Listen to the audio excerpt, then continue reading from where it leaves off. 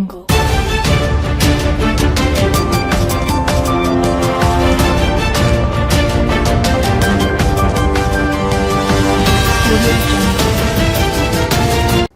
आज तक 24x7 news में आपका स्वागत है और मैं हूं आपके साथ निकिता श्रीवास्तव।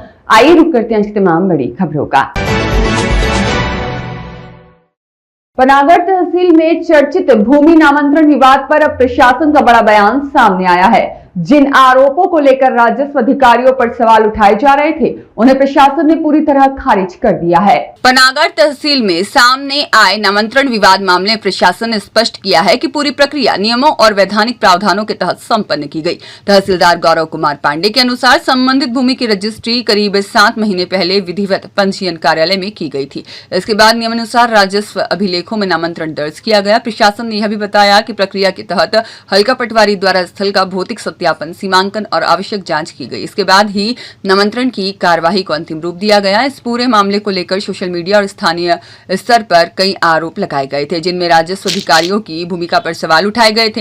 हालांकि प्रशासन द्वारा प्रस्तुत दस्तावेजों और तथ्यों के आधार पर यह साफ संकेत मिल रहे हैं कि मामला मुख्य रूप से पारिवारिक विवाद से जुड़ा हुआ है। शिकायतकर्ता रेखा पटेल द्वारा जिला कलेक्टर को दिए गए आवेदन पर भी प्रशासन ने वैधानिक विविध प्रक्रिया के तहत जवाब प्रस्तुत कर दिया है और प्रशासन का साफ कहना है कि नामांतरण की पूरी प्रक्रिया पारदर्शी, नियम सम्मत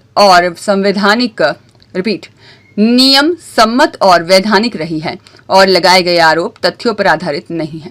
नामांतरण प्रक्रिया को प्रशासन ने बताया वैधानिक, रजिस्टर्ड विक्रय पत्र के आधार पर हुई कार्यवाही। 7 माह पहले संपन्न हुई थी भूमि रजिस्ट्री, पटवारी द्वारा स्थल सत्यापन के बाद नामांतरण। प्रशासन मामला पारिवारिक विवाद से जुड़ा। फिलहाल प्रशासन की सफाई के बाद इस मामले में नया मोड़ आ गया है। अब देखना होगा कि शिकायतकर्ता इस पर क्या रुख अपनाते हैं।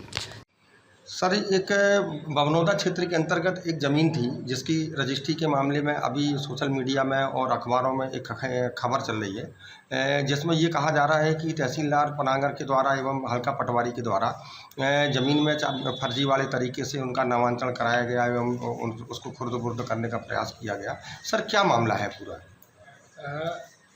मैं मीडिया के माध्यम से सबको ये बताना चाहूँगा कि ये जो खबर वायरल की जा रही है बिल्कुल ही भ्रामक है।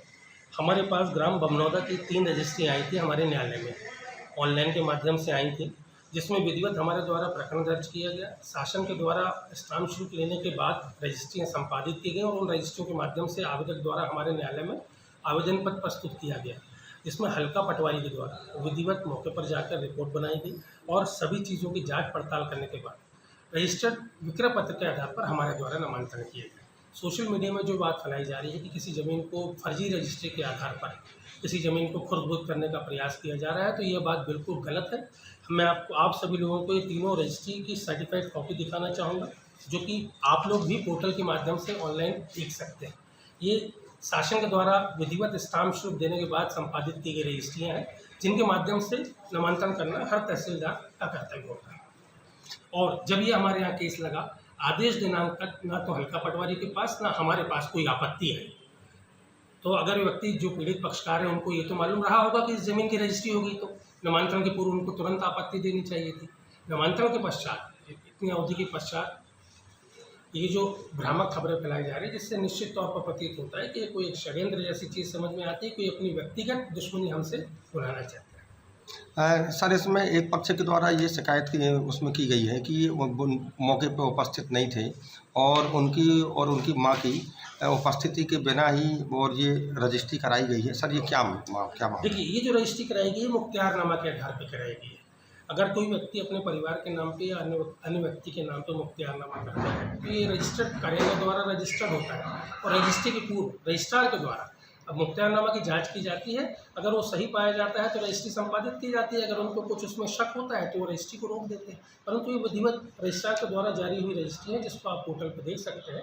तो इस रजिस्टर्ड डॉक्यूमेंट की वैधता को चैलेंज करने का अधिकारिता हम लोगों को नहीं है। माननीय न्यायालय के द्वारा ही इस रजिस्टर को कैंसिल किया जा सकता है और ये बिल्कुल सही रजिस्ट्रियाँ हैं, जिनके आधार पर हमारे पटवारी जी द्वारा जांच करने के पश्चात प्रतिवेदन प्रस्तुत किया गया था और कोई आपत्ति ना आने की स्थिति में हम लोगों के द्वारा इसको पास किया गया।